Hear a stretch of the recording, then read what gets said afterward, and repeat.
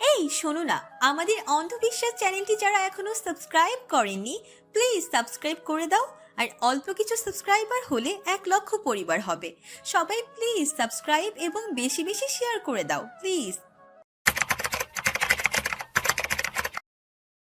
জাঁকজমকপূর্ণ আলোক রোশনির মাঝেই পুরীর চোখ পড়ল তিতাস সহ টেরেসে প্রবেশ করা ইয়ানের দিকে। বেশ অনেকক্ষণ এসেছে সবাই টেরেসে, আর শানের এন্ট্রি তো আছে। শানের সাথে আছে ওর নিজস্ব ক্যামেরা। পরীর ফটো তুলে দিয়েছে নিজে। মেয়েদের অনুষ্ঠান প্রচার হলেও তার বিন্দু মাত্র প্রলেপ পড়েননি। সবারই আনাগোনা আছে। এতে আনন্দে ভাটা নয়, বরং আনন্দের পরিমাণ বেড়েছে। ইয়ানকে এখানে দেখে বেশ অবাক হলো পরী। বাহ, তিতাস ভাইয়া ধরে নিয়ে এসেছে ওনাকে। পরী নিজের ভাব মূর্তি পরিবর্তন না করে আগের মতোই বসে রইল। হাঁটুর উপর দুই হাতের কোনোই থেকে মুখে হাত দিয়ে বসে চোখ ঘুরে ঘুরে সবাইকে দেখছে। তিতলি, সাইমি, নিতু, সেজুতি সবাই শাড়ি পরেছে। তাদের মা চাচিরাও বাদ যায়নি।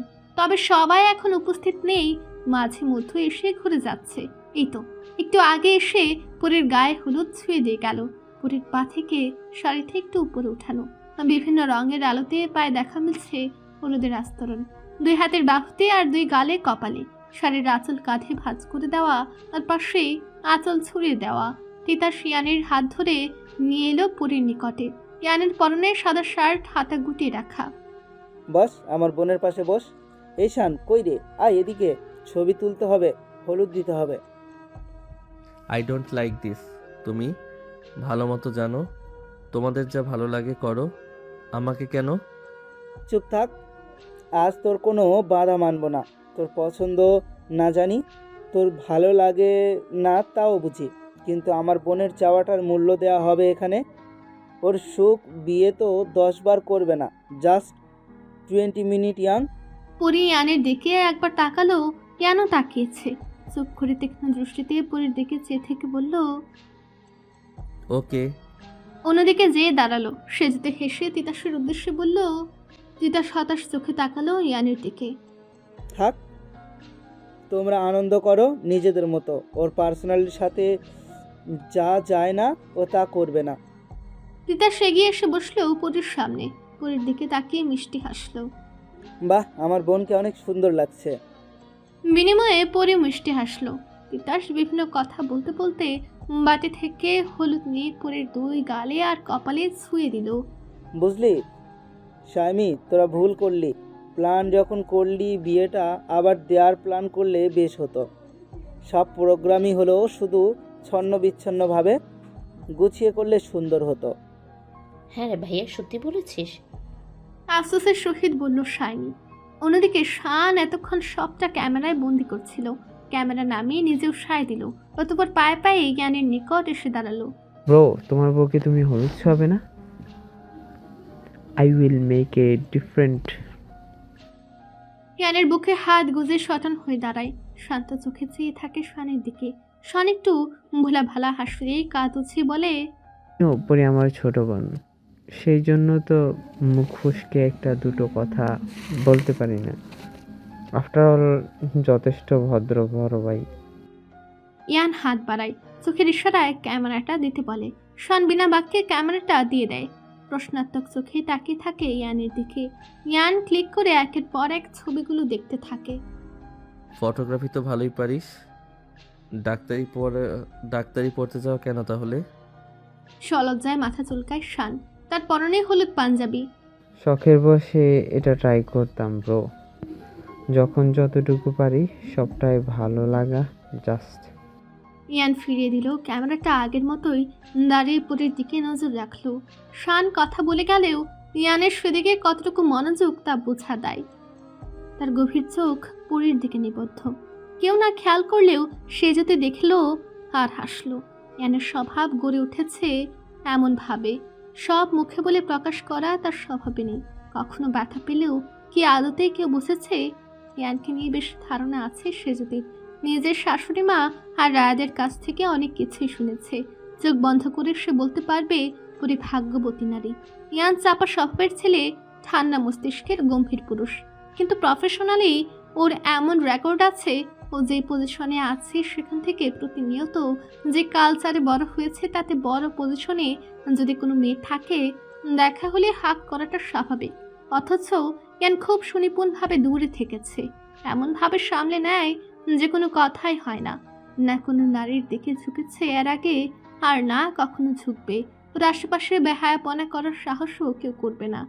নিজের মানুষগুলোকে সর্বোচ্চ দিয়ে আগলে রাখবে তাদের আড়ালে। 3 বছর আগে বিয়ে হওয়া সত্ত্বেও পরীকে তার মর্যাদা দেওয়া এবং সঠিক সময়ের অপেক্ষায় কখনো পরীর দিকে এক পা এগোয়নি। যে যাই ভাবুক, সে যদি মনে প্রাণে বিশ্বাস করে পরী ভাগ্যবতী নারী। নিঃসন্দেহে ইয়ান পরীর জন্য আর পরী ইয়ানের জন্যই পারফেক্ট। একটু পর নিশিরও আবির্ভাব ঘটল সেখানে। বেশ নজরে পরীকে দেখে যাচ্ছে সে। তারা এসেছে আজ দুপুরে, আসতে চায়নি, তবে মায়ের জন্যই আসতে হলো। নিশির এখানে কিছু করার সাধ্য নেই। জ্ঞান তো আর 10টা মানুষের মতো না যে নিশি সুযোগ খুঁজবে। ওর সুযোগ খোঁজার মতো কোনো ওয়ে নেই। অনেকক্ষণ যাওয়ার পর নিশি পরীর সামনে এসে বসলো। পরী ওর দিকে তাকিয়ে চেনার চেষ্টা করলো। মেয়েটাকে চেনা চেনা লাগলেও ঠিক বুঝে উঠতে পারলো না। আপনাকে ঠিক চিনলাম না, কে আপনি আপু? প্রশ্ন করলেও উত্তর এলো না। নিশি নিরুৎসাহিত তার প্রশ্নের জবাবে।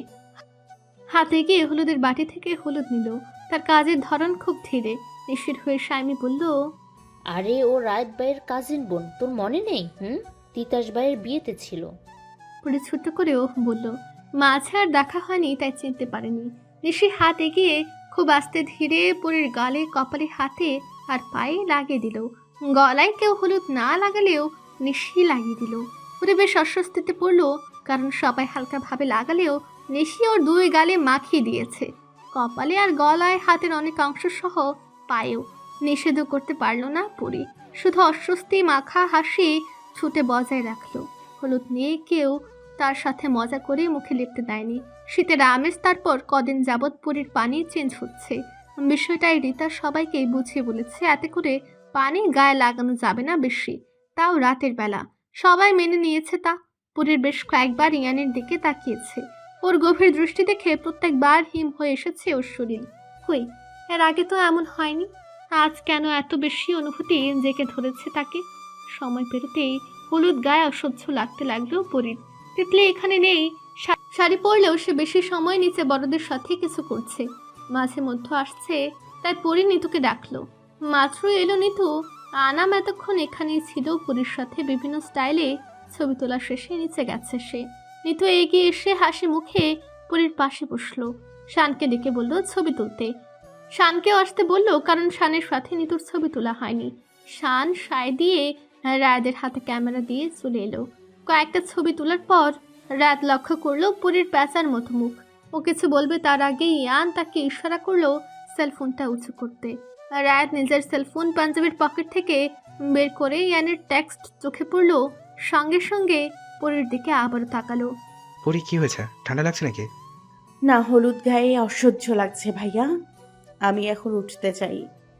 শাইমি কিছু বলবে তার আগে রায়াত বাধা দিল। না থাক সাময়িক, যথেষ্ট মজা হয়েছে। ওর হয়তো খারাপ লাগছে, হলুদ ধুয়ে আসুক, তারপর তো মজা করাই যাবে। আচ্ছা, আমি নিয়ে যাচ্ছি পরীকে, একটু পর আসি, তোমরা আনন্দ করো। সাউন্ড বক্সে তখনও একের পর এক গান বেজে যাচ্ছে। নিতু পরীকে নিয়ে নিচে নেমে আসলো। পরীর রুমে এসে ওকে নিয়ে ওয়াশরুমে গেল। নিজেও হেল্প করলো পরীকে ফ্রেশ হতে। ফ্রেশ হয়ে রুমে এলো। টাওয়েল দিয়ে হাত মুখ মুছতে মুছতে ড্রেসিং টেবিলের সামনে এলো। আয়নার দিকে তাকাতেই গাল লাল দেখতে পেল। টকটকে লাল হয়ে আছে। গলায় আর হাতের দিকে খেয়াল হতেই একই অবস্থা দেখতে পেল। বৌমনি অনেকক্ষণ হলুদ নিয়ে বসে থাকার কি লাল হয়ে গেল এভাবে মুখ? নিতু বিছানায় বসেছিল। পরী এগিয়ে এসে কথাটা বলল। নিতু হাত ধরে পরীকে পাশে বসে গালে হাত দিল। হতে পারে পরী, সবার স্কিন তো এক নয়, হয়তো অনেকক্ষণ রাখার দরুন এটা হয়েছে। তুমি একটা কাজ করো, পানিতে ঠান্ডা ভালো করে মুখ পানি ছিটিয়ে আসো। পরী তাই করলো। ওয়াশরুমে গিয়ে আবারও বেশ কিছুক্ষণ পানি দিলে মুখ সহ গলায়। গলার পানির জন্য শাড়ির অনেক অংশ ভিজে গেল ওর। শাড়িও তো ভিজে গেল পরী, তাহলে আর শাড়ি পরে থাকা দরকার নেই, যদি যদি ঠান্ডা লেগে যায়। নিতের কথার মাঝেই রুমে প্রবেশ করলো রিতা আর রিসা। রিতা এসে পরীর গা ভেজা দেখে ভ্রু কুচকালেন। শাড়ি ভিজে গেছে, এভাবে দাঁড়িয়ে আছিস কেন তুই? ঠান্ডা লাগিয়ে ছাড়বি নাকি অনুষ্ঠানের আগে? জলদি জলদি বদলে আয় যা। রীতা পরীর এক সেট থ্রি পিস বের করে দিলেন। সাদার উপর গোলাপি সুতার এমব্রয়ডারি কটন থ্রি পিস। পরীর দিকে এগিয়ে দিয়ে তাড়া দিলেন। পরেও হাতে নিয়ে চেঞ্জ করে আসলো। মা, বড় মা আর বৌমনির সাথে বসে থাকার এক পর্যায়ে পরীর গলা সহ মুখও চুলকাতে শুরু করলো। সময়ের সাথে সাথে তা প্রকট হলো। সবারই নজর পড়লো। বিরক্তিতে চোখ মুখ কুচকে নিয়ে পরী গলায় হাত বোলালো। চুলকানোর ফলে লাল লাল ফুটের আবির্ভাব হতেই ওরা তিনজন ব্যস্ত হয়ে পড়ল। রীতা নিতুকে পাঠিয়ে দিলেন রাতকে ডেকে আনার জন্য। নিতু জলদি পায়ে চলে গেল টেরেসের দিকে। সন্ধিক্ষণ। পরীর সময়টা কি সন্ধিক্ষণ বলা যায়? মরার উপর খাড়ার ঘাই সময় কি সন্ধিক্ষণ হতে পারে? এই যে আঘাতের পর কোনো এক অনাকাঙ্ক্ষিত মানুষের কেয়ার পাওয়ার সময়টা কি সন্ধিক্ষণ নয়? অবশ্যই। আড়ালে আবদালে আগলে রাখলেও যে মানুষটা প্রকাশ করেনি সেই মানুষটা নিজ থেকে পরিবারের সম্মুখে দায়িত্ব তুলে নিল অনায়াসে। আচ্ছা, এত কেন লুকোচুরি? প্রকাশে কি বাধা? নাকি প্রকাশ করতে পারে না সে? সেটুকু কি গম্ভীরভাবে বলা যায় না? এত কথা মুখে চেপে রাখলে হয়? নিরুত্তর ভাবনাগুলো ভাবতে থাকার মাঝে উপরের গায়ে কাটা দিয়ে উঠল। সম্মুখে বসে থাকা গম্ভীর সুপুরুষটা নিজের হাতে উপরের গলা সহ মুখে বরফ লাগাতে ব্যস্ত। হাতে থাকা ধূসর রঙের বেল্টের ঘড়িটার দিকেও তার মনোযোগ। সময় পরখ করে নিতেও তার কোনো জুড়ি নেই, যেন সেকেন্ডও পরখ করে নিচ্ছে। ঠান্ডা থেকে পরীর গায়ে শিহরণ জাগাচ্ছে ইয়ানের স্বাভাবিক হুটহাট অনাকাঙ্ক্ষিতভাবে লাগা আঙ্গুলের ছোঁয়া। কতটুকুই বা লাগছে তাতেও পরীর অনুভূতির শেষ নেই। হুট করে ওর হাসি পেল, কেন তা জানা নেই। ভুলেও তার সামনে হাসা যাবে না। পুরো রুমে নিস্তব্ধতা ঘিরে আছে, শুধু উপস্থিত গম্ভীর ইয়ান আর প্রাণ খোলা হাসি খুশি পরি। দুজন বিপরীত স্বভাবের হলেও এক সুতায় গাঁথা তাদের ভাগ্য। কিন্তু প্রাণোচ্ছল পরীকে এখন ঠিকই গ্রাস করেছে ইয়ানের স্বভাব। চুপ না থেকে উপায় আছে? হাসি আড়াল করার জন্য পরী ঘাড় ঘুরিয়ে অন্যদিকে তাকালো। হাত উছিয়ে হাতের বাহুতে নাক ঘষতে লাগলো অযথা।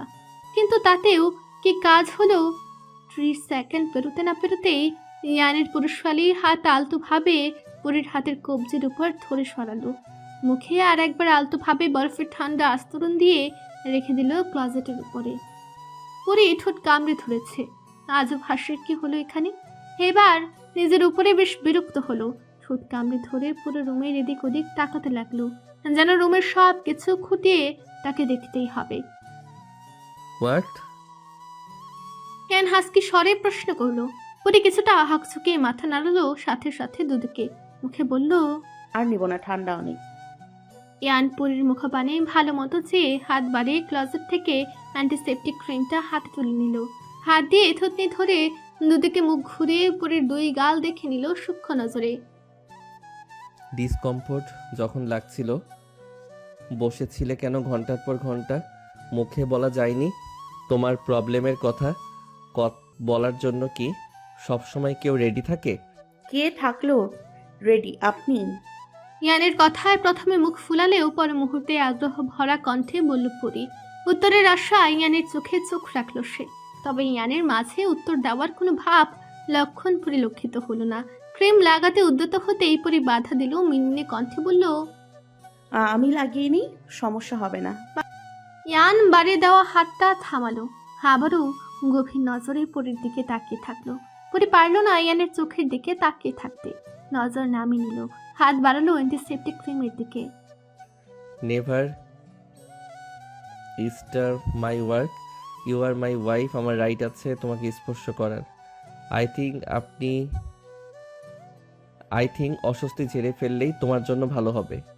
আবারও ইয়ানের হাসকি স্বর বরফের মতো জমে রইল পরী। লোকটা তার উপর অধিকার দেখালো, দাবি করলো বউ তার। মাথা নত করে ফেললো পরী, তো শব্দ করলো না মুখে। ইয়ান নিজেই অধিকারের সহিত পরীর মুখ উঁচু করলো। অন্য হাতে সাবধানের সহিত র্যাশ হওয়া দুই গালে অ্যান্টিসেপটিক ক্রিম লাগিয়ে দিল। হাতে গলায় আর পায়েও নিচে লাগিয়ে দিল। পরী নিষেধ করতে চাইলো পায়ে লাগানোর সময়, অথচ ইয়ানের শীতল দৃষ্টির কাছে থেমে গিয়েছে। চোখ বন্ধ করে শক্ত হয়ে বসে রইল। শুধু কারোরই আর বোধগম্য হয়নি যে কেউ তার মনের খ্যাস কিছুটা মেটানোর জন্যই পরীর। তখন রায় দর্শার পর দেখলো পরীর অবস্থা বেশ খারাপ। মেয়েটা হাত পা গলা মুখে বারবার জুড়ছে, নখের আঁচড় দিচ্ছে। আর মুখটা কাদো কাদো। রিতা মেয়ের হাত ডলে দিচ্ছিল, অন্য হাত ছিল রিজার কাছে। মুহূর্তের মধ্যে র্যাশ বেরিয়ে গেল, লাল টকটকে রূপ ধারণ করে বড় বড় র্যাশ বেরিয়ে গেল। ইয়ানও চলে এসেছিল তখন, নিতুর অভাবে ডাকা তার নজর এড়ায়নি। এসে এমন অবস্থা দেখে গম্ভীর আওয়াজে অনুষ্ঠান করার জন্য শাসাতে ভুলিনি। সেই মুহূর্তও কেন হলো এটা দেখার আগে ও ট্রিটমেন্ট করা বেশি প্রয়োজন ছিল। একটা ওষুধিক স্প্রে তৎক্ষণাৎ পরীর গায়ে স্প্রে করে তাড়াতাড়ি অ্যালার্জির ওষুধ খাওয়ানো হয়েছে। বাড়ির সবাই ওকে নিয়ে ব্যস্ত হয়ে পড়ল। ঘড়ি ধরে 10 মিনিট পেরোতেই পরীর জ্বলন কমতে লাগলো। রাত নির্দেশ দিল আপাতত কিছুটা সময় বরফ লাগাতে, অতঃপর অ্যান্টিসেপটিক ক্রিম দিলে সকালের মধ্যেও সেরে যাওয়ার সম্ভাবনা আছে। বাকিটা সকালে দেখা যাবে। সবাই চিন্তিত, কাল এত বড় একটা অনুষ্ঠান, তার মধ্যেও মেয়েটার কি হলো? রায়দের কথা মতো বরফ আনা হলো। রিতা দিতে গেলে বাদ সাধল ইয়ান। রিতাকে থামিয়ে নিজ হাতে তা উঠে নিয়ে নিজের দায়িত্বের বহিঃপ্রকাশ ঘটালো। সবাইকে যেতে বলল, সে দেখে নেবে বাকিটা। সবাইকে যেতে হবে কেন? অথচ নীরবে সে বুঝিয়ে দিল সে পুরীর হাজব্যান্ড, কিছু কাজ তার নিজস্ব। নারাজ কয়েকজন হলেও রুম থেকে সবাইকে যেতে হলো অবশেষে।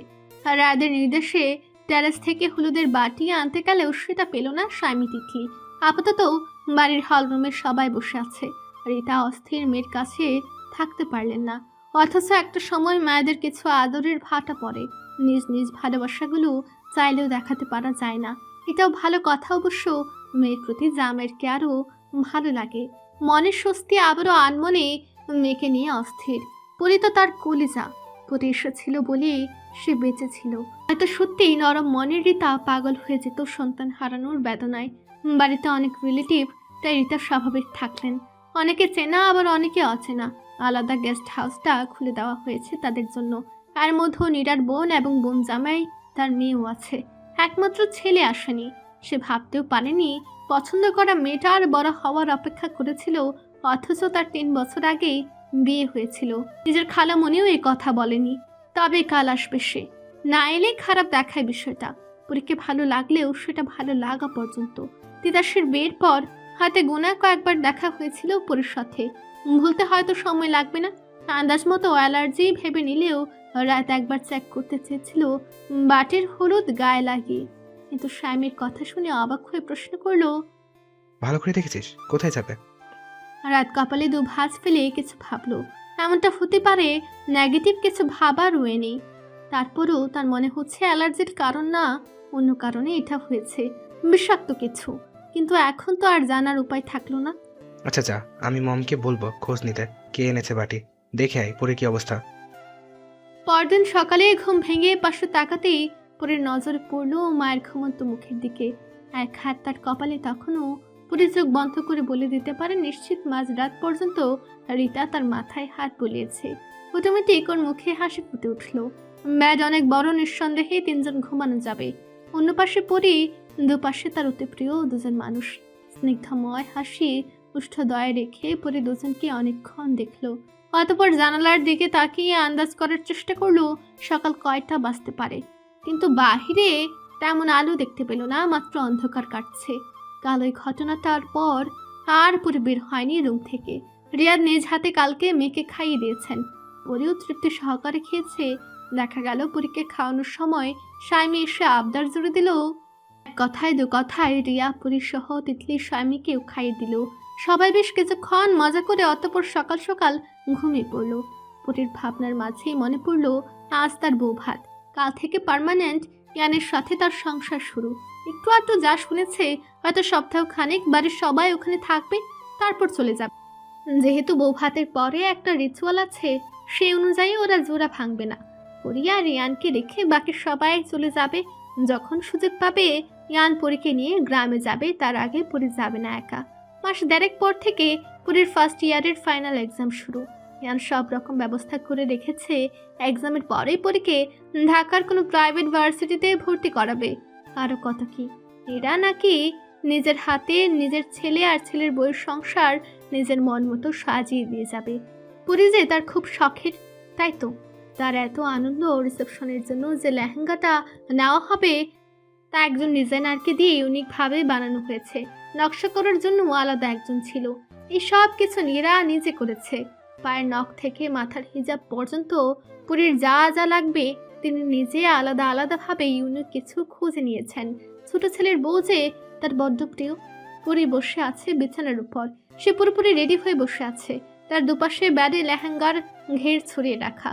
পুরো পরিটাকে নিখুঁতভাবে সাজানো হয়েছে। ঢাকার বেস্ট পার্লার থেকে দুজন বিউটিশিয়ানকে হায়ার করা হয়েছিল পুরীর জন্য। তারাই ঘন্টা দুয়েক সময় নিয়ে খুব সুন্দর ও নিখুঁতভাবে সাজিয়েছে পুরীকে। এত সাজের ভিড়েও পুরীর মুখে মেকআপের আস্তরণ কম। কারণটা কাল রাতের র্যাশ বেরোনোর ফলে। লাল আভা তখনও মুখে থেকে যাওয়ার জন্য মেকআপ বেশি ইউজ করা হয়নি। তবে যেটা করেছে সেটাতে পুরীকে দেখে কেউ সহজেই ধরতে পারবে না মেকআপ করা হয়েছে এতটা নিখুঁতভাবে। পুরীর সিল্কের গোল্ডেন কালারের লেহেঙ্গা পরনি।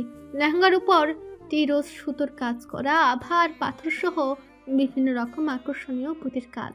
কবজি পর্যন্ত হাতা লেহেঙ্গার। ওড়নাটাও পাথরের কাজ করা, গোল্ডেনের উপর টিরোজ কালারের আভা ছড়ানো। লেহেঙ্গা সিস্টেমে ওড়না নেওয়া, ওড়নার পেছনের অংশ এসে বাম হাতের হাতার সঙ্গে লাগানো। মাথায় টিরোজ কালারের হিজাব, ব্লাউজের পিঠের দিকে ফিতা দিয়ে এমনভাবে ডিজাইন করা পিঠ দেখা যাচ্ছে না, কিন্তু ফিতার ডিজাইন আছে। ঠোঁটে টিরোজ কালারের লিপস্টিক, টানা টানা চোখে গোল্ড গ্লিটার, ফেস্টিভাই মেকআপ করার দরুন আরো বেশি সুন্দর লাগছে। গলায় প্লাটিনামের গলা জুড়িয়ে রাখা নেকলেস, তার সাথে সবুজ পান্নার বড় হার। হাতা কবজি পর্যন্ত হওয়ায় হাতে কোনো চুড়ি না থাকেও হাতের অনামিকা আঙ্গুল আর মধ্যমা আঙ্গুলে দুটোতে সবুজ হীরা আর প্লাটিনামা বসানো বড় আংটি। ডান হাতেও দামি পাথর বসানো আংটি। নাকে হোয়াইট ডায়মন্ডের ঝিলিক দেওয়া পাথর বসানো নাকফুল। 5 ফুট 3 ইঞ্চি হওয়া সত্ত্বেও সাথে স্টিলেটরা পরা পায়ে। অথচ পুরীর ভাবান্তর নেই, অনায়াসে উঠে দাঁড়ালো। আজকের এই দিনটায় তাকে আধুনিক বানানোর প্রচেষ্টা সফল হলো। স্বাভাবিকভাবেই হেঁটে বড় আয়নার সামনে যেয়ে দাঁড়ালো। নিজেকে নিজে দেখে মুগ্ধ হলো। দরজা দিয়ে প্রবেশ করলো নীরা। গর্জিয়াস সাজে তাকে দেখে বোঝার উপায় নেই 36 আর 33 বছরের দুটো ছেলে আছে তার। তাকে দেখে কখনোই বোঝা যেত না সব সময় পরিপাটি থাকা নীরা আজ আরো এক ধাপ পরিপাটি। অফ হোয়াইট কালারের শাড়ির নিচে বর্ডারের মতো গোল্ডেন কালারের সুতার কাজ করা। গলায় তারও গর্জিয়াস পান্না পাথরের হার। চুলগুলো খোপা করা, আর খোপার এক পাশে কিছু অর্ধ ফুটন্ত বেলি ফুল গুজে দেওয়া। শুধু সে নয়, সাজেছে বোনের মতো বড় যা এবং ছোট যাকে। পরি তার দিকে ফিরে মিষ্টি হাসি উপহার দিয়ে বলল, মেজমা, তোমাকে এত এত সুন্দর লাগছে, আমারই না নজর লেগে যায়। মেজো বাবার কি হবে তাহলে? দিনে দিনে তোমার সৌন্দর্য বৃদ্ধি পাচ্ছে শুধু। নীরাও হাসলেন, প্রাণ খোলা হাসি। পুরীর 2 গালে হাত রেখে কপালে অজস্র স্নেহের পরশ রেখে দিলেন। মুখে বললেন, আমাকে নয়, আজ তোমাকে দেখার পালা। মাশাল্লাহ মাশাল্লাহ, আমার আম্মুটাকে ঠিক কতটা সুন্দর লাগছে তা কিভাবে বোঝাবো আমি? আমার তো এখন মন চাইছে না তোমাকে সবার সামনে নিয়ে যেতে, নজর দিয়ে দিবে সবাই। হ্যাঁ হ্যাঁ, এত কথা পরে হবে মেজো মামি। মামারা নিচে ডাকাডাকি করছে, তাড়াতাড়ি চলো, দেরি না হয়ে যায়। দরজার কাছ থেকে স্বামীর গলা ভেসে আসলো। নীরা পরীকেই নিতে এসেছিলেন। পুরীর ফোনটা ওর হাতে ধরিয়ে দিলেন ড্রেসিং টেবিলের উপর থেকে নিয়ে। অতঃপর পুরীর হাত ধরে এগিয়ে আসতে আসতে বললেন, হ্যাঁ চল, তিতলি কোথায়? নিচে পাঠিয়ে দিয়েছি, চলো। সবাই নিচে এসে দাঁড়ালো। সবাই প্রায় চলে গেলেও বাড়িতে আছে রিজা, নীরা, রিতা, রিয়াজ, শান, স্বামী, তিতলি, পুরী। সে যদি ডায়াদারও ঘন্টাখানিক আগেই চলে গেছে। তাদের সাথে তিতাস, নিতু, আনাম, রাশদ খান, রাশেদ রেওয়াজ খান, জাহানারা, আফিয়া, আবির গেছেন। আর রিয়ান আসলে কোথায় তা জানা নেই পুরীর। রিতা পুরীর গালে কপালে ঠোঁট ছুঁয়ে চোখের কাজল লাগিয়ে দিল পুরীকে, নজর না লাগুক তার মেয়েটার। রিজাও এসে একই কাজ করলো। পুরী গিয়ে বাবাকে 2 হাতে জড়িয়ে ধরলো। রেজা, নীরা আর রিতার সাজ একই, তবে পার্থক্য গহনার আর শাড়ির কালারের। হালকা কালারের উপর গর্জিয়াস শাড়ি পরনে, মাথায় হিজাব। রিতার পরনে পুরীর লেহেঙ্গার থেকে টিরোজ কালার ম্যাচিং করে টিরোজ কালারের শাড়ি পরেছে, নিচে গোল্ডেন কালারের বর্ডারের মতো। আর রিজা সি গ্রিন, ব্রিটেনদের মতো গোল্ডেন গায়ের রঙের উপর সি গ্রিন কালারের শাড়িটা বেশ মানিয়েছে। 3 জনের সাজ একই রকম যে কেউ দেখে বলবে 3 বোন কি। পরে রিয়াদকে 2 হাতে জড়িয়ে বুকে মুখ গুজে রয়েছে অনেকক্ষণ। রিয়াদ অতিশয় নরম কণ্ঠে পুরীকে ডাকলেন, আম্মু আম্মু আমাদের বেরোতে হবে, দেরি হয়ে যাবে, পৌঁছাতে সবাই অপেক্ষা করছে আমাদের। পরীকে এক হাতে জড়িয়ে ধরে বাড়ি থেকে বেরিয়ে এলেন ইয়ানের রোলস রয়েস রাখা পরীকে নিয়ে যাওয়ার জন্য। সেখানেই ফ্রন্ট সিটে রিয়াদ বসলেন আর পেছনের সিটে পরী, রিতা আর তিতলি বসলো। বাকিরা অন্য গাড়িতে শান, সাইমি, রিজা আর নীরা উঠলেন। গার্ড যাবে তাদের সাথে, সামনে একটা গাড়ি আর পেছনে আরও একটা গাড়ি। বাকিদের আগে পাঠানোর কারণ অবশ্যই আছে। ওরা বাড়ি থেকে বেরিয়ে পড়লো গন্তব্যের উদ্দেশ্যে। 45 মিনিটে পৌঁছালো তাদের নির্দিষ্ট গন্তব্যের অভিমুখে, যেখান থেকে জাঁকজমকপূর্ণ সাজের শুরু। দেশ ছড়িয়ে বিদেশেও নাম কোরানো best and number 1 group of ইন্ডাস্ট্রির সাথে নিজস্ব টিভি চ্যানেল সহ এমন কিছু নেই যা বিএসএর অন্তর্ভুক্ত নেই। সেই ইন্ডাস্ট্রির ওনারের ছোট ছেলের রিসেপশন পার্টি, চোখ ধাঁধানো আয়োজন তো হবেই। সবারই চোখ ধাঁধিয়ে যাচ্ছে আয়োজন দেখে। দেশের নাম করা ব্যক্তিবর্গ সহ মন্ত্রী, মিনিস্টার, ব্রিটেন, ইউএসএ থেকে কোম্পানির সাথে সংযুক্ত বড় বড় ডিলার্সরাও উপস্থিত। সাংবাদিকদের থাকাটাও স্বাভাবিক ব্যাপার। এত আয়োজন নিউজ করবে না তারা? তাই কি আদৌ হয়? সবারই আগ্রহ আজমকে মধ্যমণি দেখার। অলরেডি ভিতরে নিজস্ব মানুষদের কাছে খবর চলে গেছে ওরা গেটের অভিমুখে। গার্ডদের গাড়ি দুটো সরে যেতেই একে একে দুটো গাড়ি প্রবেশ করলো ভেতরে। লম্বা 5 মিনিটের রাস্তা পেরোতেই লাল গালিচা বিছানো মূল আয়োজনের প্রবেশ পথে এসে থামলো।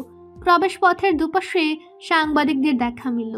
ভেতর থেকে সানন্দে বেরিয়ে এলো 2 বাপ বেটা, তিতাস আর রাশেদ। পেছনের গাড়ি থেকে বাকি সবাই বেরিয়ে এলেন হাসি মুখে, চোখের ইশারায় যেন একে অপরের সাথে কথা বললেন। ততক্ষণে রিয়াদ নিজেও বেরিয়েছেন, সাথে রিতাকেও বেরিয়ে আসার কথা জানিয়ে দিলেন। শান একগাল হেসে তিতাসের কাঁধে হাত রেখে কিছু বলল। চারপাশের আওয়াজে তা অন্য কারোর কর্ণরন্ধ্রে প্রবেশ করার উপায় থাকলো না। তিতাস সায় জানালো শানের কথায়। শান মুহূর্তের মাঝে ভেতরে যেয়ে আবারও ফিরে এলো ক্ষণিক সময়ের ব্যবধানে। পরে নিজের বাবা মায়ের সাথেই ভেতরে প্রবেশ করবে অন্যরকম প্ল্যান, যেহেতু বিয়ে হয়নি জাঁকজমকপূর্ণভাবে, তাই এমন আয়োজনে রিসেপশনেই রাখা হয়েছে। নীরার নির্দেশে তিতাস ভাই হিসেবে বোনকে গাড়ি থেকে নামাবে। তিতলির পাশের গাড়ির দরজা খুলে দিয়ে ওকে নামতে বলল তিতাস। তিতলিও বেরিয়ে এলো। ওর পরনে কালো রঙের একটা গাউন, একপাশে ওড়না হাতের উপর ছড়িয়ে দেওয়া। বিদেশি রঙা গায়ের ফর্সা হীরার মতো জলজল করা গায়ে কালো রঙা গাউনটাই যেন ওর সৌন্দর্য দ্বিগুণ বাড়িয়ে দিয়েছে। তবে ওর মাথায়ও হিজাব। বেরিয়ে এসে সাইমের পাশে দাঁড়ালো। সাইমের পরনেও গাউন, তবে আলাদা ডিজাইনের। রেড কালারের গাউনের উপর স্টোনের কাজ করায় বিভিন্ন লাইটের আলোয় জ্বলে উঠছে। পিঠ পর্যন্ত চুলগুলো ছেড়ে দেওয়া, মুখে হালকা মেকআপ আর বাকি সাজের আস্তরণ। দুজন চোখাচোখি করে হালকা হাসলো, অতঃপর মনোযোগ দিল সামনে। শান ভিতরে গিয়েছিল ক্যামেরাম্যানকে আরও একবার সবটা বোঝাতে। তার গেটআপ পুরোটাই আজ সাদা শুভ্র রঙা শার্ট, ব্লেজার, প্যান্ট আর শার্টের সাথে ঝুলিয়ে রাখা কালো সানগ্লাস। তিতলি নামার পর সময় নিয়ে তিতাস মাথা ঝুঁকে পুরীকে এগিয়ে আসতে বলল। পুরী মুখের দিকে তাকাতে ওর অস্বস্তি মাখা মুখটা নজরে এলো। কাঁচুমাচু হয়ে বসে আছে। তিতাস হাত এগিয়ে দিয়ে আশ্বস্ত করে বলল, আমি আছি তো, অস্তিত্ব কারণ নেই। সোনা সবাই আমাদের চেনে। আয়, বেরিয়ে আয়, হাত ধরে। পুরী তিতাসের হাত ধরে ধীরে সুস্থে এগিয়ে এসে গাড়ির কোনায় বসলো। তিতাস পুরোপুরি গাড়ির দরজাটা সরিয়ে পুরীর হাত ধরে অন্য হাতে ওকে আগলে গাড়ি থেকে নামতে সাহায্য করলো। পুরোপুরি ভরসাপূর্ণ হাত। পুরী বেরিয়ে আসতেই ক্যামেরার ক্লিক ক্লিক আওয়াজ আর আলোর ঝলকানিতে চোখ বুঝে নিল। কিছু সময় পেরোতেই চোখে শুয়ে আসতে চোখ মেলে তাকালো। চারপাশে এত মানুষের নজর সম্পূর্ণ তার দিকে দেখে অস্বস্তিতে পুরো শরীর গাঁট হয়ে গেল। তিতাস নিচু আওয়াজে কথাগুলো বলে পুরীর হাত হস্তান্তর করলো রিয়াদের কাছে। রিয়াদের মুখে প্রশস্ত হাসি। রিতাকে পুরীর অন্য পাশে দাঁড়াতে দেখা গেল। শান, সাইমি আর তিতাস ওদের পেছনে দাঁড়িয়ে। রাশেদ, রিজা, নীরা আগে হেঁটে চলে গেলেন। ওনারা যেতেই পুরীর হাতটা সুন্দরভাবে ধরে রিয়াদ এগুনোর ইশারা করলো পুরীকে। রিয়াদের ভরসাপূর্ণ হাত পেতেই অস্বস্তি ঝেড়ে বাকি সবার দিকে মন না দিয়ে সন্তর্পণে হেঁটে চলল লাল গালিচার উপর দিয়ে। না, লেহেঙ্গার জন্য অস্বস্তি দেখা মিলল না, পায়ের স্টিলেটসের জন্য। স্টেজে মাইক হাতে নিয়ে বিভিন্ন কথা বলতে থাকা রায়াত এবার ঘোষণা করে দিল পুরীর আগমনের। সবাই উৎসুক হয়ে চাইল গাড়ির দিকে। সেখানে নীরা আসতেই সবার তাকে চিনতে অসুবিধা হলো না। হাজবেন্ডের সাথে কত শত বিজনেস পার্টিতে দেশ এবং দেশের বাইরে গিয়েছে, হিসাব নেই। চেনাটা স্বাভাবিক ব্যাপার। তার কিছু মুহূর্ত পর মধ্যবয়স্ক দম্পতির মাঝে সাজসজ্জায় পরিপূর্ণ রমণী সবার আকর্ষণের মূল হেতু হয়ে দাঁড়ালো। বুঝে নিতে কারোরই অসুবিধা হলো না। এই হলো রাশেদ খানের ছোট পুত্রের পত্নী। মায়াবী মুখটা সবারই চোখে ধরল বেশ। ধরবেই না বা কেন? এমন গোল গাল অসম্ভব মায়াবী মুখের দিকে তাকালে চোখ সবারই আটকাবে। হোক গায়ের রং অত উজ্জ্বল হীরের মতো না, ফিনিশিং মেকআপ পেতা অনেকটাই ঢাকা। কারোরই মাথায় এলো না তা। সবার মুখে গুঞ্জন ঠিকই ছড়ালো, বাহ, মেয়ে তো অনেক সুন্দর। কাউকে চেনার উপায় নেই।